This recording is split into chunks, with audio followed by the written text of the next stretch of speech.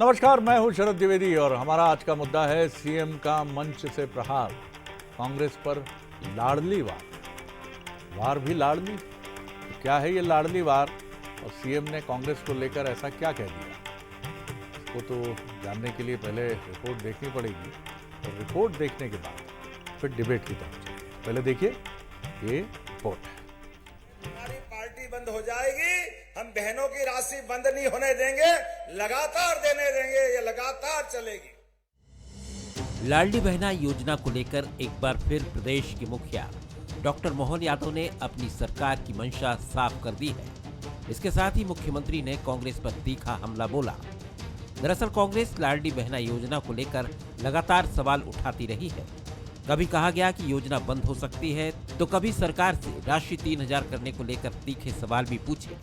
मुख्यमंत्री ने आंकड़ों की बात करते हुए कांग्रेस को आईना दिखाने के साथ ही अपने ही अंदाज में तंज कसा। हाथ कंगन को आरसी क्या, पढ़े लिखे को फारसी क्या, ये आंकड़े गवाह है। हमारे विरोधी देखना चाहे देख ले, हर महीने बिना नागा अपने आप पैसे आते हैं, हमारे खातों में लक्ष्मी प्रसन्न होती है। ये जो आनंद आता है, इधर हमारे आनंद आए, उधर हमारे विरोधी कांग्रेसी हाय रे हाय रे हाय रे रोना चालू हो जाते हैं। अरे मुख्यमंत्री डॉक्टर मोहन यादव ने लाडली बहना योजना को लेकर कांग्रेस की घेराबंदी की, तो कांग्रेस ने भी फ्रंट पर आकर मोर्चा संभाला। कांग्रेस ने एक बार फिर से सरकार पर निशाना साधा और योजना को लेकर फिर से सवाल पूछे। लाडली बहनाओं की संख्या लगातार घटती जा रही है और उसके कारण जो आक्रोश और जो चिंता लाडली बहनाओं के बीच में है, उस आलोचना से घबराकर बार बार ये बोलते रहते हैं कि ये योजना ख़त्म नहीं होगी। तो ये जो है वो अपने आप को आश्वस्त करते रहते हैं। इसमें कांग्रेस न कभी अब कुछ कहती है। जहाँ तक कांग्रेस के ख़त्म होने की बात है, 2014 से तो जो है प्रभु के अवतार कोशिश कर रहे हैं, लेकिन कांग्रेस पार्टी लगातार बढ़ती जा रही है। मध्य प्रदेश में लाडली बहना योजना की करीब 1 करोड़ 39 लाख लाभार्थी हैं, जिनके खाते में हर महीने 1250 रुपए आते हैं। दरअसल माना जाता है कि इसी योजना के असर के चलते कांग्रेस 2023 का विधानसभा चुनाव बुरी तरह हारी थी। तभी से योजना को लेकर कांग्रेस तरह तरह के सवाल उठाती रही।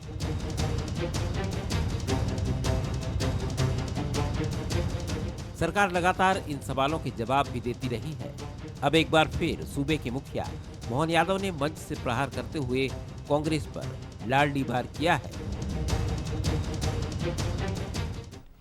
तो आपने देखा कि एक बहुत महत्वाकांक्षी योजना जो न सिर्फ मध्य प्रदेश में बल्कि महाराष्ट्र में लाड़की बहना, दिल्ली में और देश के करीब करीब अब तो ये संख्या 10 से ज़्यादा राज्यों की तरफ बढ़ चली और एक ऐसी योजना है जिसमें काफ़ी पैसा खर्च होता है, करीब करीब 1500 करोड़ रुपए हर महीने, जो करीब करीब आप 1.39 यानी 1 करोड़ 39 लाख लाडली बहनाओं के खाते में आप ये जो पैसा जमा करते हैं। और एक गहरी चुनौती भी है निश्चित तौर पर, क्योंकि 1500 करोड़ रुपए का अतिरिक्त खर्च, लेकिन मध्य प्रदेश सरकार पूरे कमिटमेंट के साथ इसे लेकर आगे बढ़ रही है और कांग्रेस जानती है कि इसको लेकर एक बड़ा फाइनेंशियल बर्डन न सिर्फ मध्य प्रदेश में बल्कि उन सभी राज्यों में है। इनमें से तो कुछ कांग्रेस रूल्ड स्टेट भी एक आध है जहाँ ये योजना घोषणा की गई, लेकिन किस तरह से इम्प्लीमेंट हुई इसको लेकर भी सवाल उठे। दिल्ली में बीजेपी की सरकार है, वहाँ भी कहा गया कि इस योजना को लेकर अभी रूपरेखा पूरी तरह से फाइनलाइज नहीं हुई है। महाराष्ट्र के लिए भी कहा जा रहा है कि जितना बोझ है वित्तीय, उसके लिए वहाँ भी चुनौतियाँ हैं और निश्चित तौर पर एक चुनौती है, लेकिन जब आपने कमिटमेंट किया है तो उसे पूरा करना है। और इसी को लेकर मध्य प्रदेश के मुख्यमंत्री डॉक्टर मोहन यादव ने अपने अंदाज में कांग्रेस पर एक बड़ा प्रहार किया है कि आप बंद हो सकते हैं लेकिन ये योजना बंद नहीं।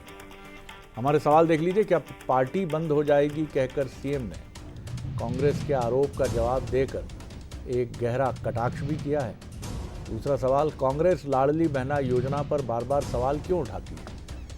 क्या लाडली बहना योजना के दम पर बीजेपी 28 का रण भी जीतने की तैयारी में है?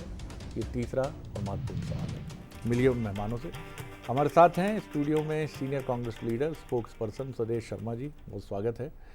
उनके युवा साथी हैं बीजेपी के युवा नेता प्रवक्ता मिलन भार्गव जी, उनका बहुत स्वागत है। और मनोज सैनी हैं हमारे एग्जीक्यूटिव एडिटर पॉलिटिकल अफेयर, उनका भी स्वागत है। मनोज, कैसे देखते हैं आप इस योजना को?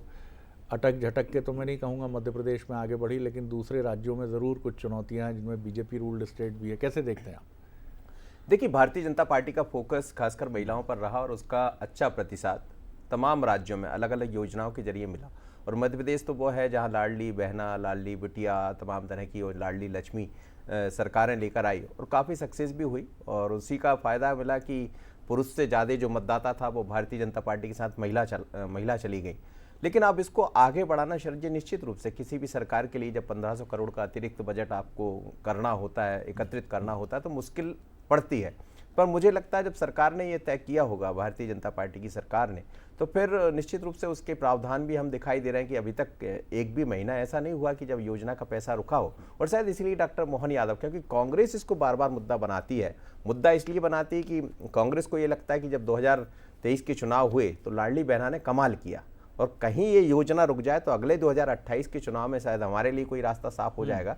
लेकिन कर्नाटक की बात करें या फिर हिमाचल की बात करें, वहाँ भी कुछ योजनाएं सरकार लेकर आई, वहाँ की आर्थिक स्थितियाँ बिगड़ी जिसको लेकर भी सवाल उठे। तो मुझे लगता है जहाँ जहाँ इस तरह की योजनाएं जब भी शुरुआत होती है तो बजट तो बिगड़ता है और उस बजट की पूर्ति करना एक बड़ी चुनौती होता है और इसीलिए सवाल भी उठते हैं। लेकिन बीजेपी की सरकारें जहाँ हैं शायद तैयारी में है कि योजना बंद ना की जाए और आज शायद कहकर मुख्यमंत्री ने एक जवाब भी दिया है और बताया भी है कि योजना बंद नहीं होगी, पार्टी बंद हो जाए। पर सवाल यह है कि कांग्रेस के पास तोड़ क्या है? आखिर आप कितनी बार ये कहते रहेंगे जी, क्योंकि अभी तो चुनाव भी नहीं है और योजना चल रही है। तो बिल्कुल सही है, लेकिन ये सवाल है, इस योजना ने सारी पॉलिटिकल पार्टीज़ को एक मैसेज भी दिया है कि बहुत लंबा इस रास्ते पर चलना मुश्किल कठिन है। क्योंकि ये बात बिल्कुल सही है कि बहुत चुनौती है कि आप 1500 करोड़ रुपया या आप इसको और बढ़ाते हैं तो ये वित्तीय भार और बढ़ेगा। और इसी तरह कांग्रेस की सरकारों में अगर हिमाचल प्रदेश या कर्नाटक की बात करें, जिन्होंने पेंशन स्कीम्स कर्मचारियों की उस तरह के डिक्लेरेशंस किए, वहाँ भी बहुत स्थितियाँ चुनौतीपूर्ण हैं। कर्नाटक में तो चंद महीनों पहले तक खबर ये थी कि कॉन्ट्रैक्टर्स के पेमेंट नहीं हो रहे हैं। 1 साल सरकार बने उस वक्त हो गया था। हिमाचल प्रदेश में भी पेंशन स्कीम्स और तमाम चुनौतियाँ जो हैं वो बनी हुई हैं। तो ये एक मैसेज भी है कि आप चुनाव जीतने के लिए, और बीजेपी एक ऐसी पार्टी भी है जो अपनी स्ट्रेंथ पर मैदान पर उतरती है, तो वो तो ज़रूर अंदर खाने के भीतर ये विचार कर रही होगी कि हम कैसे अपने परिश्रम के काम को और निखारें और आगे बढ़ें। क्या कहेंगे स्वदेश जी, आपको लगता है कि बीजेपी कोई ऐसा फैसला कर सकती है जो आपको मौका देगा? तो ये बीजेपी मौका तो देने वाली नहीं है आपको। सच बात तो ये है, माननीय मुख्यमंत्री महोदय ने जैसे कहा है ना कि कांग्रेस पार्टी खत्म हो जाएगी, तो आज़ादी की लड़ाई में भाग लेने वाली कांग्रेस आज तक अपने वजूद को लिए बैठी है देश में, और इतना वजूद लिए बैठी है कि माननीय प्रधानमंत्री महोदय ने कहा कि हमें कांग्रेस मुक्त भारत चाहिए, तो कांग्रेस युक्त भारत हो गया है। अभी माननीय राहुल गांधी जी ने जब कहा ना जातिगत जनगणना हम करा कर ही रहेंगे, वो 2 लाख बार कहा कि चाहे वो भारत जोड़ो यात्रा हो, भारत जोड़ो न्याय यात्रा हो या कि कोई भी कार्यक्रम हो, उनकी संख्या 2 लाख बार उन्होंने कहा। और लोकसभा में तो गरजे हैं, गरजने के बाद जो माननीय प्रधानमंत्री महोदय कहते थे कि एक रहोगे तो बचे रहोगे, इस तरह के नारे देते थे भाजपा के बड़े बड़े नेता और माननीय प्रधानमंत्री स्वयं, उसके बाद भी उन्हें जातिगत जनगणना करनी पड़ी। तो माननीय मुख्यमंत्री महोदय, कांग्रेस में इतनी दमखम है आज कि हमें लाडली बहना योजना को तो हम लागू करते, अगर हमारी सरकार बनती तो निश्चित रूप से हम पूरा पैसा देते। हम आपकी तरह नहीं कर पाते कि आपने 3000 रुपये का कहा था और 500 रुपये का सिलेंडर देने का कहा था। आपने निरंतर उनकी संख्या घटाने का काम किया और 3000 हमें लगता है तब कहोगे आप जब 28 का चुनाव सामने होगा विधानसभा का, तब आप 3000 की बात करोगे। हिमाचल और कर्नाटक में कहाँ आप पूरा कर पा रहे हैं जो आपने कहा भी था? शरद जी, बड़े आदर के साथ मैं आपसे कहूँगा कि जो आपने कहा कि कॉन्ट्रैक्टर्स के पेमेंट वहाँ नहीं हो पा रहे, तो मध्य प्रदेश के एक नहीं मैं दर्जन भर कॉन्ट्रैक्टर और उनकी कंपनियाँ गिना दूंगा जो पेमेंट होने के अभाव में काम रोके पड़े हैं ग्रामीण अंचल में, परिवेश में। आप ग्राम पंचायतों में जाइए, आप दावा कर रहे हैं कि 3000 कर देते तो कहाँ से लाते पैसा?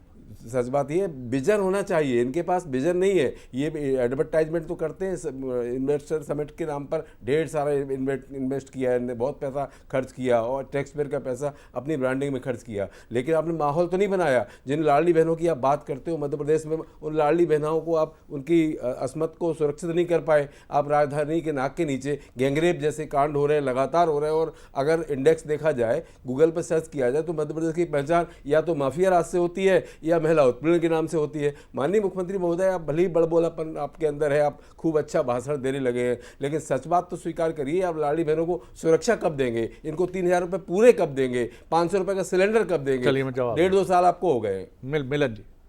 देखिए शरद जी, बड़ा ही स्पष्ट है, माननीय मुख्यमंत्री जी ने तो कांग्रेस का नाम भी नहीं लिया, लेकिन जिस प्रकार से पाले में गेंद कैच कर ये खुद आउट हो गए, मतलब मंशा स्पष्ट है। देखिए माननीय मुख्यमंत्री जी ने स्पष्ट कहा कि आप लाख बुराई करिए मध्य प्रदेश में, भ्रम का वातावरण निर्मित करने के लिए लाख प्रयास करिए, लेकिन मध्य प्रदेश की जनता, मध्य प्रदेश की लाडली बहनें ये जानती हैं, यदि उनके अधिकार की कोई लड़ाई लड़ रहा है और उनके जीवन को बदलने का काम यदि कोई राजनीतिक दल कर रहा है तो वो भारतीय जनता पार्टी सरकार। आज मध्य प्रदेश की इस योजना की तर्ज पर अनेकों राज्यों ने इस योजना का लाभ लेते हुए अपने राज्यों में लागू की, तो ये बताता है कि माइलस्टोन वाली योजना है ये। जो मध्य प्रदेश की बहनें हैं आज वो कहीं ना कहीं ये देश में इस योजना का नाम और उसका अलग अलग तरीके से नाम से योजनाओं का लाभ मिल रहा है।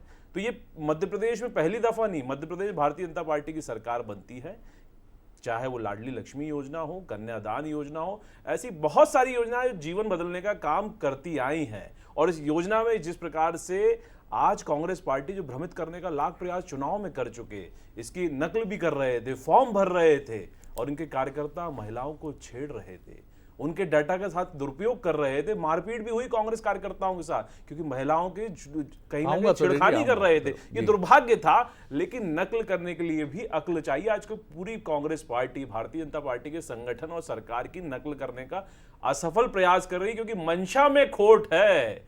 जिनके महिलाओं को आइटम और किस प्रकार से तरजीह दी जाती हो, महिला नेत्रियों को जूते चप्पल मारने की बात होती हो, दलित महिलाओं में इनका अध्यक्ष चाशनी खोजता हो, दुर्भाग्यपूर्ण है। तो मंशा स्पष्ट है और इन्होंने कोशिश कर ली ना। आपने तो खूब कोशिश की कि मध्य प्रदेश में 50% कमीशन की सरकार है, हम भी देंगे, लेकिन जनता जानती है आपके वादे तिजोरी भरने वाले हैं और जनता के वादों को निभाने वाली भारतीय जनता पार्टी सरकार जो कहती है वो करती है, इसको करते आई है। 2003 से यदि हम लगातार आ रहे हैं तो क्रमशः मध्य प्रदेश और देश को प्रगति के पथ पर आगे बढ़ा रहे हैं और जनता इसको स्वीकार कर रही है। और आप अपने राज्यों की तो गिनाइए, कौन सी ऐसी योजनाएं जो आज गिना पा रहे हैं? 60 सालों तक रहने के बाद भी किसी योजना का नाम नहीं ले पा रहे हैं। तो ये बताता है कि सिर्फ आपने तिजोरी भरी और माल कमाया, आज उसी माल के कारण माँ बेटे जेल जाने को तैयार है। जी बोल लीजिए जल्दी से, मेरे पास 10 सेकंड है, 15 हमारे सेकंड। प्रवक्ता साथी ने जिस तरह से आरोप लगाया, मनरेगा एक ऐसी योजना है जिसको पानी पी करके भाजपा ने, माननीय नरेंद्र मोदी जी ने खुद कोसा था और आज विश्व भर में उसकी तारीफ हो रही है। आज उसको आप बजट एलोकेट कर रहे हैं। आप ये जानते हैं कि कांग्रेस ने वो योजनाएं दी, चाहे वो मैं समझता हूँ हरित क्रांति हो, श्वेत क्रांति हो, कांग्रेस लेकर के आई। मनोज, एक विषय जो है जो कांग्रेस बनाने की कोशिश कर रही है कि नाम काट दिए। आपको याद होगा 2009 या 10 की बात है ये, मुझे अच्छे से याद है क्योंकि वो स्टोरीज सारे अखबारों में और सारे मीडिया हाउसेज में थी।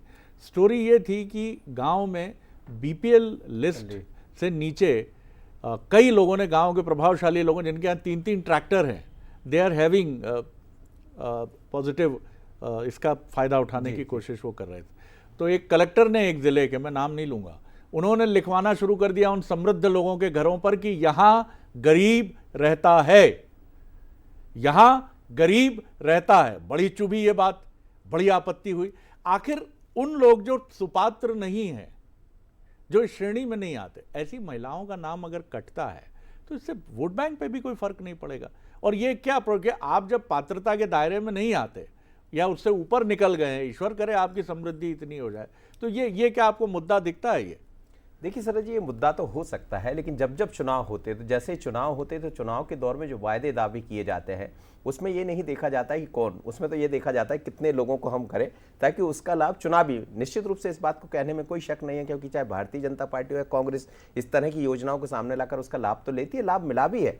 आप तो देखिए झारखंड में तो सरकार नहीं है भारतीय जनता पार्टी कांग्रेस की, वहाँ तो मुक्ति मोर्चा थी, लेकिन वहाँ पर भी उन्होंने लाडली बहनों के लिए एक नए नाम से योजना लेकर आया, उसका लाभ मिला, हेमंत सोरेन की वापसी हो गई। तो मुझे लगता है उसी तरह की ये चीज़ें हैं कि धीरे धीरे कर जब छटनी होती है, जब उसका आकलन होता है तो कई ऐसे लोग आते हैं जिस बीपीएल कार्ड का। लेकिन एक सबक भी है मनोज की, तमाम इसकी शुरुआत चाहे मोहल्ला क्लिनिक की बात करें या गरीबों के लिए सो कॉल्ड बहुत बेहतरीन योजनाएं लाने का दावा आपने किया था, लेकिन आप नहीं रहे। आप चुनावी राजनीति में आपको मुंह, तो जनता नीति भी देखना चाहती है, नियत भी देखना चाहती है और पॉलिटिकल पार्टी का एक लंबा विजन भी देखना चाहती है। उसका बहुत अच्छा उदाहरण गुजरात। जी, गुजरात में तो इस तरह की योजनाएं मुझे नहीं दिखाई दी कि कभी इस तरह से वहाँ लाभ दिया गया हो। लेकिन जब नरेंद्र मोदी बने, मैं भारतीय जनता पार्टी की बात नहीं कर रहा हूँ, ना ही मोदी की, सिर्फ एक उदाहरण दे रहा हूँ, तो उन्होंने उसको अलग तरह से बिजली काटने की जब वहाँ पर बात आई थी तो ये कहा गया था कि यदि आज बिजली काटी तो अगले चुनाव में नरेंद्र मोदी चले जाएंगे। लेकिन उन्होंने एक कड़ा फैसला लिया और भारत के प्रधानमंत्री बने। उसके बाद भी कई ऐसे कड़े निर्णय उन्होंने लिए केंद्र में। अभी थोड़ी देर पहले एक कार्यक्रम चल रहा था शिवप्रकाश जी जिसमें बोल रहे थे, तो वो कह रहे थे कि 2014 के बाद से हमने विकास के नाम पर चुनाव को लड़ना तय किया। तो केंद्र तो उस लाइन पर बढ़ा, लेकिन राज्यों ने चुनाव जीतने के लिए इस तरह की योजनाएं लेकर आए। पर यह जरूर है कि नाम कटिंग, और आप यदि कह रहे हैं कि यदि उसी तरह का लोगों की दीवारों पर लिख दिया जाए कि ये पात्र नहीं है या ये गरीब है, तो मुझे लगता है अपने आप रास्ता आसान हो जाएगा। बिल्कुल, ये बात चुभती जरूर है, लेकिन ये सही है कि भारत में कहीं ना कहीं इन योजनाओं के साथ कुछ अनियमितताओं का साया हमेशा उसका पीछा करता है। और ये भी दुर्भाग्य है कि लोग इस बात को लेकर झिझकते नहीं हैं कि वो पात्र नहीं है, लेकिन फिर भी वो चाहते हैं कि गरीबी रेखा की सूची में उनका नाम हो, जैसे क्रिकेट मैच के पास मिल जाए, पैसा कितना भी हो, लेकिन ख्वाहिश यही रहती है कि वीआईपी दीर्घा का पास मिले। ये जो एक कल्चर है देश में, मुफ्तखोरी, माफ़ कीजिए ये शब्द मैं प्रयोग कर रहा हूँ, ये बहुत ख़राब है। लेकिन ये गरीबों के लिए नहीं, उनके लिए एकदम उचित है, समाज के कमज़ोर तबके के लिए, कमज़ोर वर्ग के लिए एकदम उचित है। लेकिन उन लोगों के लिए जिनके घर ट्रैक्टर्स हैं, 3-3 पक्के मकान हैं, फिर भी आपको 1250 रुपये आपकी ज़िंदगी बदल देंगे, ये बात समझ से परे। सुरेश जी, मैं मशक्क़त कड़ी करनी पड़ेगी, क्योंकि फ्री बीज का समय मुझे लगता है कि हो सकता है, माफ़ कीजिएगा, आने वाले समय में सभी पॉलिटिकल पार्टी सतर्क रहें कि सुप्रीम कोर्ट की या निर्वाचन आयोग की कोई एक लिस्ट जारी हो जाए कि साहब ये डोंट एंड डूज हैं, आप ऐसा नहीं कर सकते, ये चुनाव को प्रभावित करता है। जी, सच बात यह है शरद जी और मनोज जी, मैं बड़े आदर के साथ कहूँगा, जैसा कि अभी आपने कहा कि भाजपा कहती है विकास पर वोट मांगते हैं। अगर विकास पर वोट मांगने की बात होती तो कभी आपने किसी कैंपेन करते हुए किसी नेता को सुना कि नोटबंदी हमने की है तो हमें वोट दीजिए? कभी सुना आपने? नहीं सुना होगा। आपने कभी सुना कि हमने जीएसटी लागू की, इस पर आप मुझे वोट दीजिए? इन्होंने जितनी योजनाएं लेकर के आए, कड़े फैसले लेकर के आए, उन कड़े फैसलों में नुकसान किसका हुआ? आम आदमी का, छोटे व्यापारी का भला होगा, तो बड़े आदमी हुआ सर। जीएसटी तो आज खजाना भरा हुआ है। एक वन नेशन वन टैक्स की उन्होंने बात की थी। आप 50 तरह से लगता है, किसानों की, उपयंत्रों की बात ले लें तो उनके यहाँ जीएसटी फ्री होना चाहिए उन्हें, लेकिन उन पर भी जीएसटी 18% लग रहा है। कुल मिला के इन्होंने कभी ऐसा तो नहीं किया ना जैसा बोलते थे कि वन नेशन वन टैक्स, ऐसा किया नहीं है। कोई भी योजना अगर इनकी घोषणा इनकी अमली जामा पहनी होती तो उस पर ये वोट मांगते। ये 15 लाख रुपए खाते में डालने वाली बात जुमला साबित हो गई है। अब 2 करोड़ रोजगार हर बार देने की बात जुमला साबित हो गई है। तो कुल मिला के अगर इन्होंने किया होता उस पर वोट मांगते, माननीय प्रधानमंत्री महोदय को ये ना बोलना पड़ता कि आपके मंगलसूत्र वो लोग छीन ले जाएंगे जिनके पास 10-10, 12-12 बच्चे हैं। हमें तो लगता है माननीय प्रधानमंत्री महोदय और सरकार ने आम आदमी का मंगलसूत्र छीन लिया। 1 लाख के लगभग सोना हो चुका है, अब वो मंगलसूत्र कहाँ से बनवा पाएगा? सच बात यह है कि माननीय प्रधानमंत्री महोदय कुल मिलाकर के 400 पार की बात करते रहे और 240 पर सिमट गए। इसीलिए राहुल गांधी जी ने जो दहाड़ लगाई और उन्होंने जातिगत जनगणना, जिसका विरोध पानी पी पी कर कोसते थे, उसको उन्हें स्वीकार करना पड़ा। माननीय शरद जी और मनोज जी, इस बात को आप स्वीकार करें ना करें, पर यह सच है कि अगर आपने विकास पर वोट मांगा होता तो आपको इस तरह के उलझुल बयान नहीं देने होते। मिलन जी, ये सवाल कांग्रेस बार बार उठा रही है कि आपने 2014 का चुनाव विकास के नाम पर जीता, अच्छे दिन आने वाले हैं, उसमें ना कोई मुफ्त की घोषणा की बात थी, ना कोई ऐसा डिक्लेरेशन था कि हम देश की जनता को पेंशन देंगे, गरीब तबके को या युवाओं को, और वो आपने विजन के आधार पर जीता। क्या बाद में चुनावी राजनीति में आपकी गाड़ी का रथ कहीं उलझा, कहीं अटका, कि आपको वो घोषणाएं भी करनी पड़ी, कांग्रेस से नेताओं को भी लाना पड़ा, सरकारें गिरानी भी पड़ी और सरकारें कांग्रेस की मदद से बनानी भी पड़ी?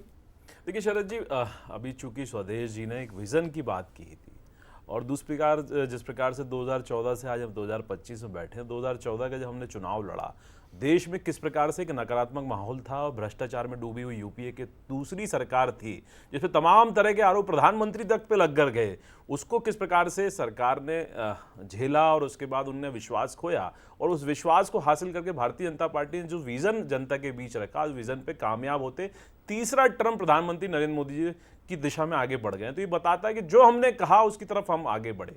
रही बात, देखिए, योजनाएं जीवन बदलने के लिए होती हैं, कोई विषय को आगे ले जाने के लिए। यदि भारतीय जनता पार्टी ने योजनाएं शुरू करी तो वो जाति भेद इन सब से वर्ग से ऊपर उठकर सबको लाभ हो, जो पात्र है उसको लाभ हो, क्योंकि योजनाओं का मंतव्य स्पष्ट है। अब आप, मैं एक छोटा उदाहरण दूंगा। अभी आम आदमी पार्टी का आपने कहा, आम आदमी पार्टी भी बहुत सारी योजनाएं लाई, स्कूल और मोहल्ला क्लिनिक, एक एक कमरे स्कूल के 25-25, 30-30 लाख के बनाए, लेकिन किस प्रकार से भ्रष्टाचार हुआ। उनके मुख्यमंत्री को, तत्कालीन मुख्यमंत्री को जेल जाना पड़ा, शिक्षा मंत्री को जेल जाना पड़ा, तमाम वो विधायक जिन पर चुनौतियां हैं, भ्रष्टाचार की सलाखें, पीछे वो दौड़ रहे हैं। लेकिन आप देखिए किस प्रकार से आज भारतीय जनता पार्टी की सरकार है ना, भ्रष्टाचार का एक आरोप है, सब झूठ झूठ झूठ। आपके पास इतने बड़े बड़े वकील हैं जो आतंकवादियों को छुड़ा देते रात में, क्या भ्रष्टाचार पे आप लड़ाई नहीं लड़ पा रहे? क्योंकि आप जानते हैं कि भ्रष्टाचार पे तर्क चलेंगे, सबूत चलेंगे, उसमें आप पीछे हैं क्योंकि नहीं है आपके पास।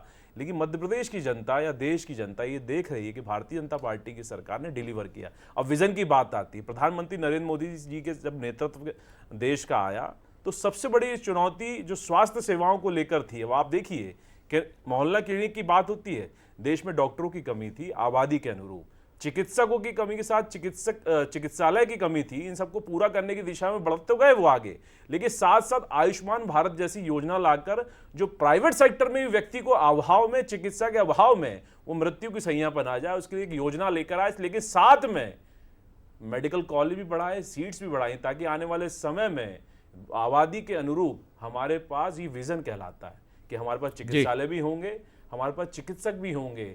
तो ये विजन की तरफ दिशा में प्रधानमंत्री नरेंद्र मोदी जी के नेतृत्व में भारतीय जनता पार्टी जो प्रगति कर रही है, ये देश और देश की तकदीर बदलने का काम कर रही है। अब कांग्रेस लाख आरोप लगाए, लेकिन आज कांग्रेस की विश्वसनीयता गिरी है।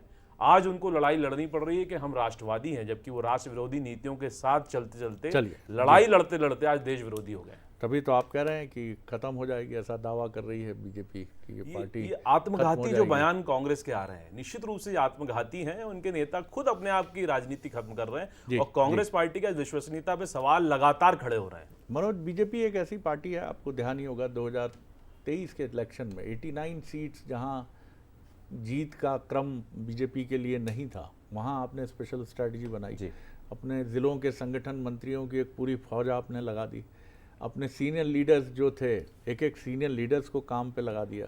ये एक ऐसी रणनीति तो बीजेपी को अपना मूल कॉन्फिडेंस अपने काम पर ही रखना होगा।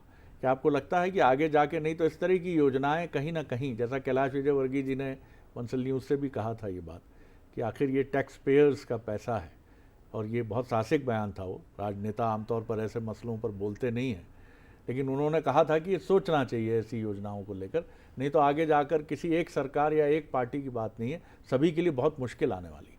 निश्चित रूप से, और आने वाले दिनों में मुश्किलें तो बढ़ेंगी सर जी, इस तरह की फ्रीबीज योजनाएं चलती रहेंगी। हाँ, जो ज़रूरतमंद है उनके लिए निश्चित रूप से होना चाहिए। कई बहुत गरीब वर्ग है जिसके पास बच्चों को पढ़ाने के पैसे नहीं है, ये तमाम तरह की चीज़। लेकिन हेल्थ और एजुकेशन आप ठीक ढंग से पकड़ लीजिए, वो परिवार को दे दीजिए, जैसे आयुष्मान कार्ड की बात अभी कर रहे थे, तो मुझे लगता तमाम तरह की समस्याएं हल हो जाएंगी। लेकिन निश्चित रूप से आने वाले दिनों में ये चैलेंज भी है और बड़ी चुनौती भी। लेटेस्ट IAS रिजल्ट जो था उसमें हमने महाराष्ट्र के एक दूर दराज के एक ऐसे भेड़ चराने वाले व्यक्ति को हमने दिखाया था, जिससे बंसल न्यूज़ ने बात की, जो जिस समय जिसको ये पता चला कि वो IPS हो गया है, उस समय वो भेड़ का ऊन काटने में जुटा था। लोकतंत्र की, सरकार की सबसे बड़ी ताकत है कि आपके हाथ में एक ऐसी छड़ी है जिसको मैं जादुई छड़ी कहूँ, और वो छड़ी है लोगों को इतना सुविधा संपन्न बना देना, स्किल से, योग्यता से, कि वो IAS बने। वो 1250 रुपये लेके कब तक जीवन चलाएंगे, या मुफ्त का राशन लेके कब तक जीवन चलाएंगे। और बहुत खुशी होगी हम सबको जो यहाँ बैठे हैं और पूरे भारत को, जब समाज के कमज़ोर तबके से सबसे ज़्यादा IAS, IPS, Indian foreign service और तमाम जो बड़े ओहदे हैं, उस पर ये हमारे समाज के कमज़ोर तबके के लोग आएंगे, और ये बड़े बड़े आलीशान घरों में रहेंगे, अच्छा जीवन बिताएंगे। परिवर्तन 1250 से नहीं आएगा। 1250 भोपाल का एक मोहल्ला भी है, अब तो 1250 नहीं कहा जाता उसे, लेकिन ये सही बात है कि लोगों को योग्य बनाइए, उनकी योग्यता के पुष्प को महकाइए, सुगंधित करिए। ये एक लंबा रास्ता है, थोड़ा समय लगेगा, लेकिन असली ताकत और उस पार्टी को जो संगठन की शक्ति से आती है, उसे तो कम से कम इस वचनबद्धता के साथ भविष्य में आगे बढ़ना ही चाहिए। बहुत शुक्रिया आप तीनों मेहमान, नमस्कार।